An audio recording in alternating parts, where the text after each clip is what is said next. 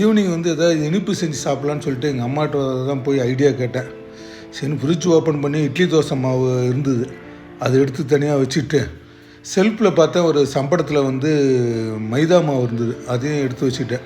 இந்த இட்லி தோசை மாவில் வந்து ஒரு 2 பெரிய கரண்டி மாவு வந்து ஒரு கிண்ணத்தில் தனியாக ஊற்றிக்கிட்டு, இந்த மைதா மாவில் வந்து ஒரு பெரிய ஸ்பூனில் வந்து 2 ஸ்பூனு ஆட் பண்ணிவிட்டு, சர்க்கரை தேவையான அளவு, நான் வந்து பெரிய ஸ்பூனில் வந்து 3 ஸ்பூன் சர்க்கரையை ஆட் பண்ணிட்டேன். நல்லா இதில் மைதா மாவு, இட்லி தோசை மாவு, சர்க்கரை எல்லாம் கலந்துக்கிட்டு நல்லா ஒரு பேஸ்டாட்டம் அப்படியே ரெடி பண்ணிக்கிட்டேன். அடுப்பத்தை வச்சு ஒரு பாத்திரத்தில் வந்து எண்ணெய், அடுப்பு வந்து மீடியமாக வச்சு எண்ணெய்லாம் சூடு ஏறினதுக்கப்புறம் இந்த கலக்கி வச்ச மைதா இட்லி தோசை மாவில் வந்து ஒவ்வொரு ஸ்பூனாக அப்படியே ஊற்றினேன். ஆனால் அதிகமாக வந்து நம்ம 3 போண்டாவாக வந்து நம்ம சுட்டு சாப்பிட போகிறோம், அதிகமாக ஊற்றினோம்னா ஒட்டிக்கும்.